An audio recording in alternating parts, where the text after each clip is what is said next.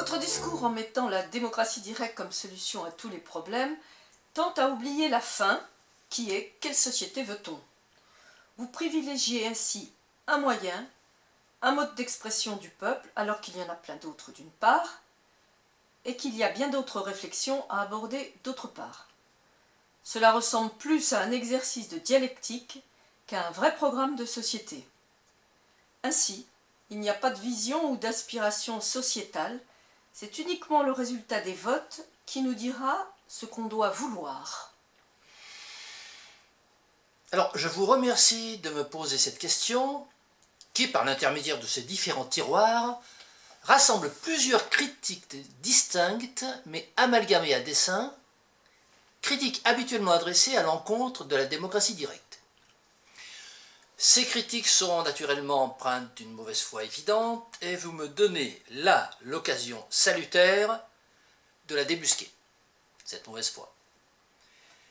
Alors, en premier lieu, vous dites que je mets la démocratie directe comme solution à tous les problèmes. C'est naturellement faux. La démocratie directe ne constitue qu'une solution aux problèmes créés par le dysfonctionnement des procédures de la démocratie représentative. Elle ne règle pas les problèmes rencontrés par la société face aux contraintes naturelles ou aux litiges entre les citoyens, par exemple. Démocratie directe n'a d'ailleurs pas vocation à le faire. La démocratie directe ne constitue qu'un outil à l'usage de la collectivité pour prendre ses décisions. Elle est l'organe et pas la fonction. Vous dites ensuite qu'il y a plein d'autres réflexions à aborder que celle de la démocratie directe. Bon. Puis-je vous demander auxquelles vous pensez? Par exemple, en vrac, abandon de l'aéroport de Notre-Dame-des-Landes, arrêt du nucléaire, interdiction de la publicité, limitation du transport aérien, vérification de la non-obsolescence des produits manufacturés, etc., etc. Ah oui, je vois. Tout d'abord, je vous ferai observer qu'une posture réellement démocratique nécessiterait de poser ces questions de façon plus ouverte, c'est-à-dire de façon à ne pas introduire par avance dans leur formulation un élément de la réponse à y apporter. Bon, mais ceci étant dit, et uniquement pour vous taquiner, je vous répondrai tout simplement que ces réflexions et ces débats que vous citez pourraient constituer de parfaits exemples d'utilisation de la démocratie directe. C'est en effet par la mise en œuvre des procédures de la démocratie directe, et non pas par celle de la démocratie représentative ou même participative, que ces questions pourraient être traitées de la façon la plus démocratique, c'est-à-dire en faisant intervenir les avis de tous ceux qui souhaiteraient s'exprimer, sans restriction aucune d'accès au processus de décision. Est-ce cela que vous appelez un exercice de pure dialectique? Lorsque chaque citoyen a la possibilité de s'exprimer sur tout sujet qui le concerne, vous appelez ça un exercice de pure dialectique? Et dans la foulée, vous me dites, ce n'est pas un vrai programme de société, il n'y a pas de vision, il n'y a pas d'aspiration sociétale, c'est uniquement le résultat des votes qui nous dira ce qu'on doit vouloir. En disant ça, vous confondez la fin et le moyen, ou plus exactement, vous liez entre elles ces deux notions alors qu'elles sont de nature différente. Quand vous dites qu'en parlant de la démocratie directe, je privilégie le moyen au détriment de la fin, vous pensez manifestement qu'il faudrait forcément rendre ces deux notions interdépendantes. Autrement dit, selon vous, le moyen, c'est-à-dire en l'occurrence la démocratie directe, devrait contenir en lui les composantes de la fin, c'est-à-dire le projet de société. Eh bien, je ne suis absolument pas d'accord avec ça. Je dirais même au contraire qu'il est impératif que les procédures d'élaboration des décisions collectives soient de nature purement technique, c'est-à-dire en fait apolitique, et ne présupposent pas du contenu de leur accouchement.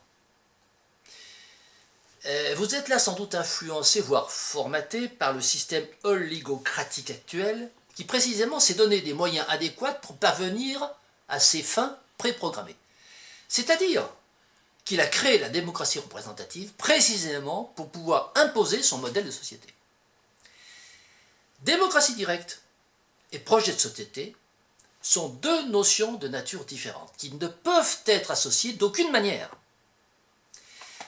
Les projets de société, qu'ils soient globaux ou partiels, les mesures modificatives ou abrogatives de la loi ordinaire ou de la Constitution, sont chacun et à chaque fois qu'ils s'expriment des manifestations de la volonté populaire. Le problème, le seul problème qui nous intéresse à ce point du raisonnement, c'est de savoir comment tous ces vœux populaires vont pouvoir se concrétiser et faire évoluer l'organisation collective. Le seul problème, c'est de mettre en place la meilleure procédure et le meilleur dispositif pour que tous ces vœux individuels puissent se synthétiser en un vœu commun. Emmanuel Joseph Sieyès, le père de la démocratie représentative, disait pourtant que la seule définition raisonnable qu'on puisse donner de la loi est de l'appeler l'expression de la volonté des gouvernés. Les volontés individuelles peuvent seules entrer comme élément constitutif de la volonté générale. Voilà ce que disait Sieyès en 1789. En regrettant que ce soit uniquement le résultat des votes qui nous dira ce qu'on doit vouloir, vous semblez rejeter l'idée que ce soit le peuple lui-même qui porte ou qui élabore par touches successives son propre projet de société, comme si ce projet de société devait être porté par une élite éclairée qui aurait pour objectif de faire aboutir ce projet par un type de procédure faisant l'impasse sur la votation populaire. Ceci est, ni plus ni moins, le principe de l'oligocratie.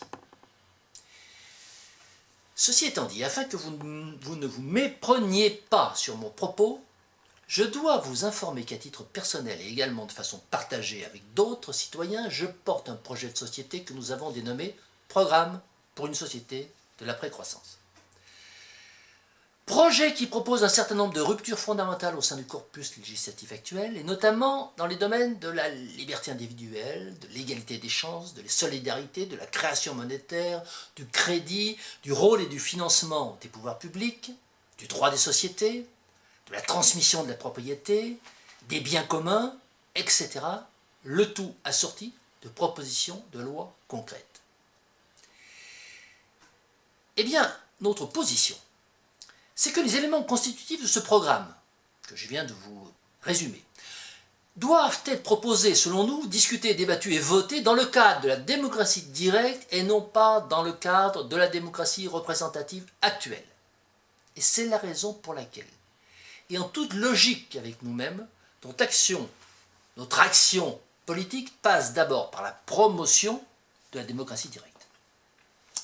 L'instauration de cette démocratie directe constitue pour nous un préalable incontournable sans lequel aucune décision collective ne peut obtenir de légitimité démocratique.